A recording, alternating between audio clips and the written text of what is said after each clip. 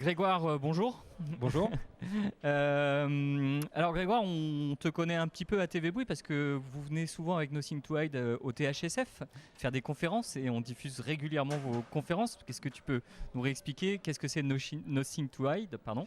Qu'est-ce que vous faites exactement? Alors, nous, Nothing to Hide, on est une ONG qui travaille sur la protection de l'information. En fait, notre mandat, c'est protéger l'information.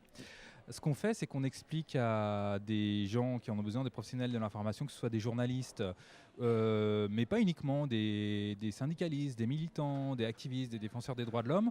On leur donne les outils et les clés pour faire en sorte de s'assurer que leur communication ne soit pas interceptée, que leurs données soient protégées. Et ce qui fait qu'on fait des formations en France beaucoup, mais aussi dans d'autres pays où la protection de l'information est un enjeu encore un peu plus compliqué, avec des journalistes, des citoyens, des militants, et on est là à l'université rebelle et solidaire de Grenoble pour faire ça. Très bien. Sur le thème plus précis, enfin l'entrée plus précise des lanceurs d'alerte. Du coup, tu as animé un atelier là sur... Tout à fait, parce que dans la protection de l'information, il y a aussi la protection des gens qui récupèrent des informations et qui se mettraient en danger s'ils les publiaient. Donc parmi ce type de public, il y a ce qu'on appelle les lanceurs d'alerte.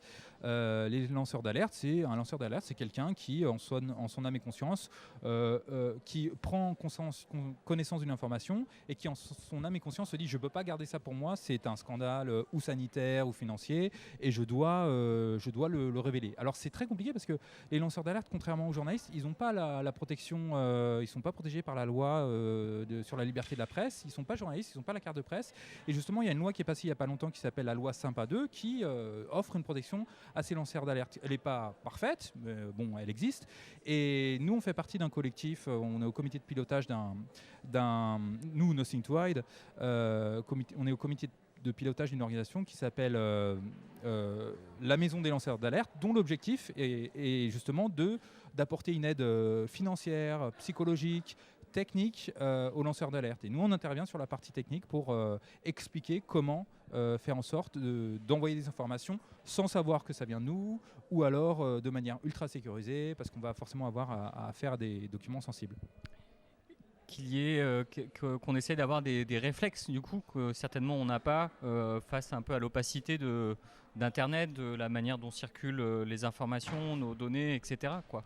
Oui, tout à fait, parce qu'en fait, beaucoup de gens savent utiliser Internet, ça c'est une évidence, mais ce qu'on explique, nous, c'est le fonctionnement d'Internet et les points d'interception potentiels des informations et comment s'assurer qu'on puisse ou envoyer une information de manière vraiment chiffrée et que seul le destinataire et l'expéditeur puissent avoir accès à cette information, ou transmettre une information sans donner aucun moyen, aucun recours pour remonter jusqu'à l'expéditeur de l'information.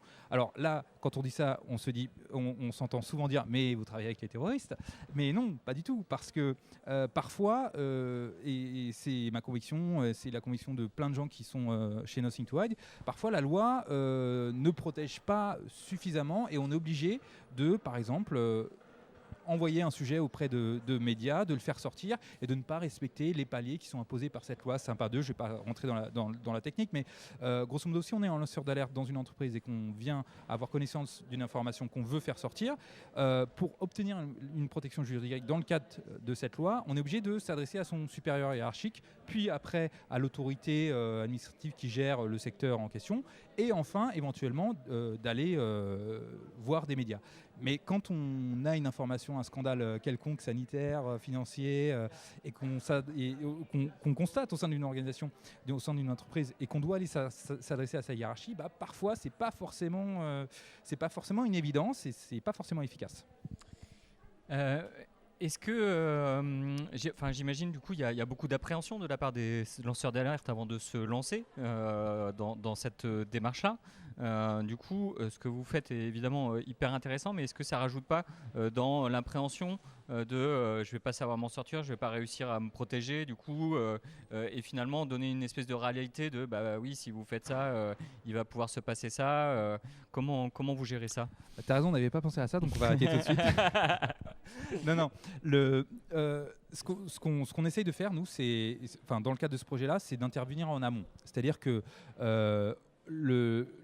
quand on envoie une information et quand on doit pas savoir, quand on doit pas savoir que l'information est envoyée par telle personne, si on se renseigne après sur les moyens qui permettent justement de faire ça, et ben c'est trop tard. Nous, ce qu'on veut faire, c'est intervenir en amont et expliquer quels sont les risques, quels sont les enjeux au lanceur d'alerte, et c'est lui qui prend la décision. Nous, on ne le forcera pas à envoyer son info.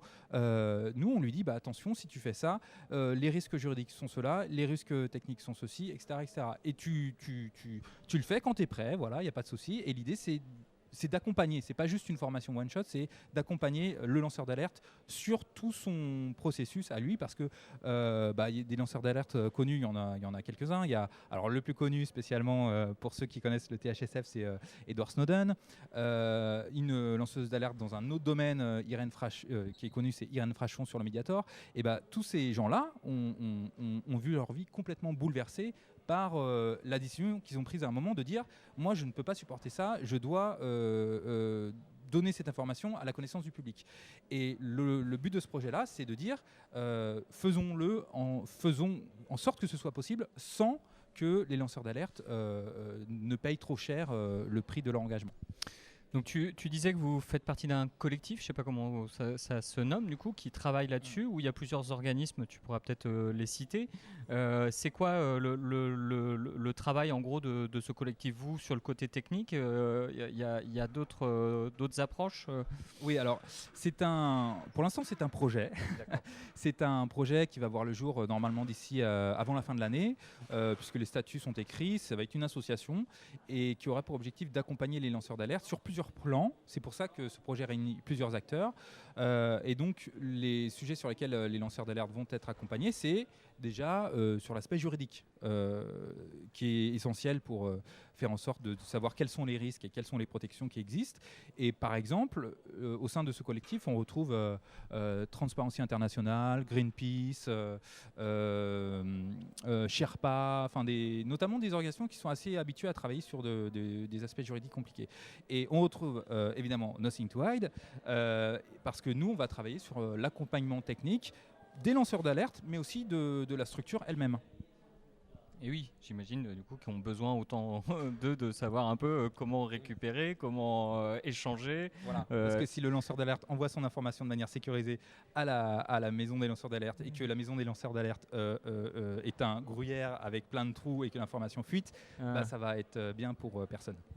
Et j'imagine que du coup, vous réfléchissez à ça, ça veut dire que vous allez aussi être notamment peut-être plus surveillé que les autres. Du coup, si vous commencez à être rentré en contact avec des gens, avec des lanceurs d'alerte, etc. Il va falloir vous protéger vous aussi. Ah oui. Protéger, nous, on espère nous protéger, tu veux dire la maison des lanceurs d'alerte. Ouais, c'est ça. Bien sûr, justement.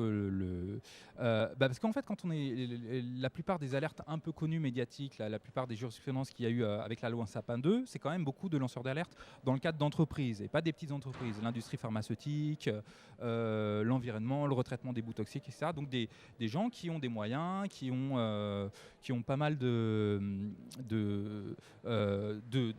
d'argent et beaucoup de motivation pour faire en sorte qu'il n'y ait pas de problème sur ces alertes en question. Donc oui, en effet, c'est ultra important de faire en sorte que la maison des lanceurs d'alerte qui va venir en aide aux lanceurs d'alerte ne fasse pas en plus de boulettes qui vont mettre en danger ces lanceurs d'alerte. Et en face, il y a des gens très motivés avec beaucoup de moyens.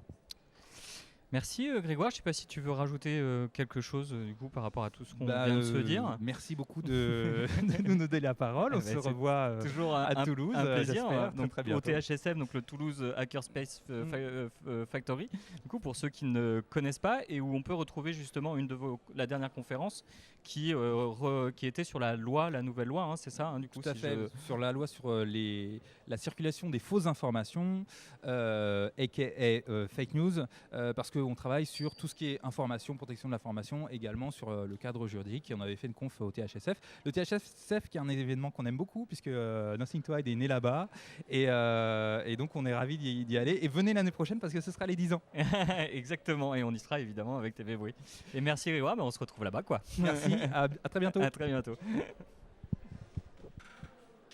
Bravo, ouais. C'était super. Bon, il est en vacances. ça alors, le collègue? Le collègue il bosse à Paris quoi. C'est moi qui suis en D'accord. vacances à Grenoble. Ok. Non là on bosse avec en ce moment on bosse avec Mediacité pour inventer une plateforme de leaks à la Globalix. Globalix d'ailleurs, et lui il est en train de faire les formations là-bas. Puis en fait on essaie de. Au début on avait beaucoup de temps, on allait tout le temps à deux aux événements, et maintenant on a moins de temps, ce qui est bon signe, mais on est de moins en moins à deux aux événements. Quoi. Là, on a rencontré Mediacité à Toulouse, là, on aimerait bien essayer de travailler avec eux aussi sur des partenariats. C'est assez chouette. Et ça roule la TV Bruit? Ouais. Ouais, parce que je vois que vous avez un studio de malade là. Ouais, on commence à. Et puis bah tu vois, on nous invite déplacer, donc ça c'est chouette. Et on est sur une super dynamique, bonne équipe, ça plaît ce qu'on fait. Et on commence à être bien rodé. Alors justement, si on avait parlé de 2-3 trucs qu'on ne s'est pas revu d'ici là. En fait, nous, je ne sais pas si ça peut intéresser Télébrix, là on a rencontré quelqu'un du ministère. Si je me la fais, on est allé au ministère de la Culture. On a rencontré quelqu'un du ministère de la Culture pour travailler sur tout ce qui est fake news.